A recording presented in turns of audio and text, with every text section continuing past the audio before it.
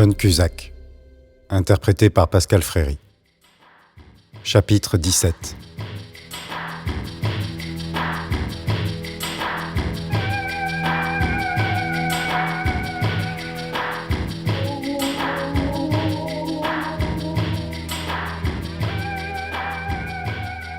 Pendant quelques secondes, il se demanda où il pouvait se trouver.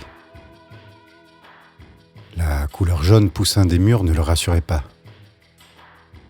Chacune de ses mains était attachée par une large sangle. Il reprenait ses esprits et d'un seul coup, une douleur le tensa. Une douleur comme une impression d'étouffer. John se souvenait, se rendait compte. En un éclair, il revit le film de ces dernières heures et spontanément, il se mit à pleurer de honte. Qu'avait-il fait ? Qu'est-ce qui lui avait pris ? Il avait agressé Michel. Il s'en rappelait. Le sang, le corps inanimé. Toutes ces images lui revenaient en pleine face et il ne put se contrôler. Faut pas vous en faire, hein, ça va s'arranger. Vous voulez que j'appelle les médecins ?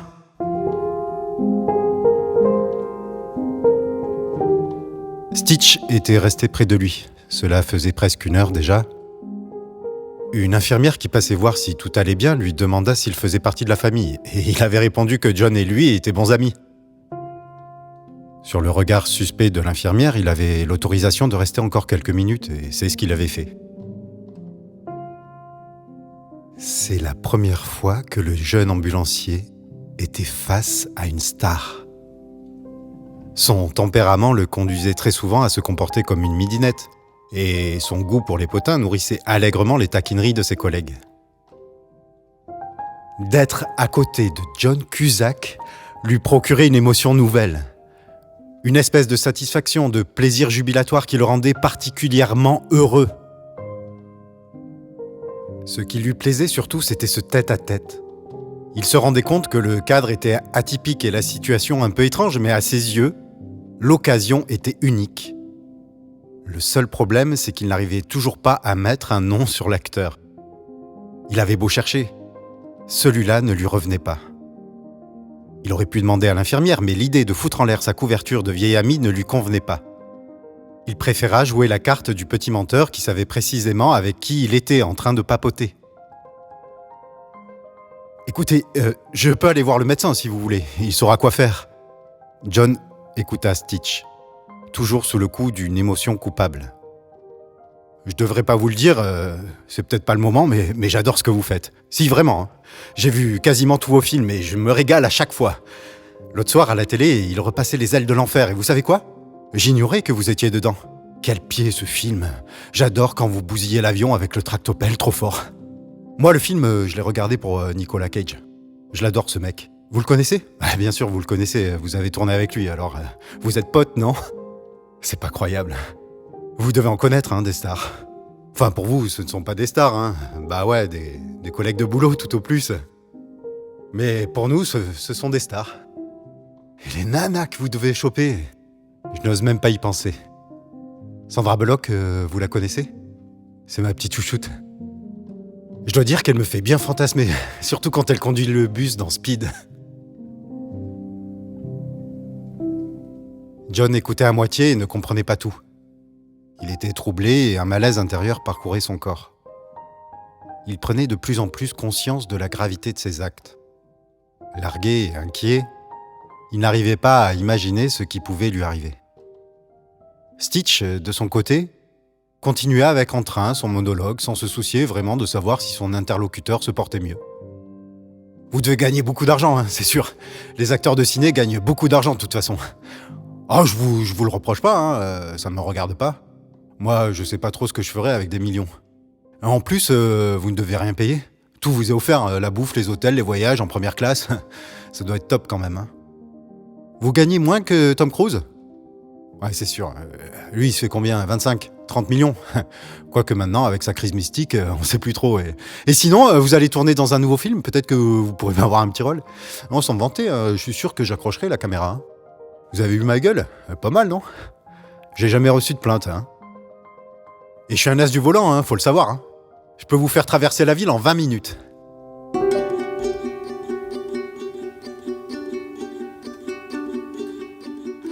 Il existe 2 types de comportements lorsqu'on est face à un homme ou une femme qu'on admire plus que tout. Les premiers sont les timides. Ceux-là sont si impressionnés par l'acteur, le chanteur, voire le romancier qu'ils n'osent sortir quelques mots. Les timides ont peur de déranger. Tant et si bien qu'ils passent souvent à côté d'un autographe, d'une simple poignée de main, ou pire, d'un baiser. Ils estiment que l'être admiré est inaccessible et ne ressemble à personne d'autre. La star est extraordinaire, inabordable, et l'homme moyen ne peut être à sa hauteur. Il préfère donc rester dans ses retranchements et se contenter d'observer et de saluer de loin leurs idoles. L'autre catégorie est plus complexe, car elle engendre différents niveaux de comportement. Ce sont les sans-gêne. Ils sont là depuis toujours, mais ont vraiment explosé depuis l'arrivée massive sur les chaînes de télévision des reality shows. Premier constat pour les sans-gêne, les stars appartiennent au public et par conséquent, elles sont à tout le monde. Ils élaborent un rapport quasi philosophique avec leurs idoles. Sans l'existence des fans, des admirateurs plus modérés et même des curieux, les stars, de tout niveau, n'existeraient pas. Elles se rangeraient dans la catégorie des normaux et ne pourraient pas bénéficier de l'aura qu'elles suscitent. Donc, les sans-gêne adoptent un contact facile et direct avec les vedettes, et cela leur est considéré comme un dû. D'un autre côté, ils sont les premiers à condamner les harcèlements médiatiques dont sont victimes certains visages de la presse people. Mais une fois en situation, ils oublient ces principes moraux et deviennent aussitôt des poursuiveurs, des traqueurs, afin de récolter le moindre souvenir, de partager un instant de vie. La conversation est automatiquement engagée par l'admirateur. C'est une manière assez habile de retenir sa proie. Et dans ces moments-là, les sans-gêne se foutent de savoir si l'acteur ou le chanteur est disponible, de savoir s'il est bien ou pas. C'est un plaisir égoïste. La star apportera tout, la joie, la surprise, mais la personne qui recevra ne donnera rien. Ce troc sentimental crée souvent des débordements et plusieurs faits divers rendent compte de situations malheureuses. Mais ces scénarios ne découragent pas les sans-gêne. Et c'est avec une étonnante force de caractère qu'ils s'imposent dans une conversation. Jamais à court d'arguments, ils ont l'audace de proposer les choses les plus folles. Un rendez-vous dans un café, une histoire à vendre, une location d'appartement, une aventure amoureuse, tondre la pelouse, échanger les numéros de portable, une invitation pour Noël.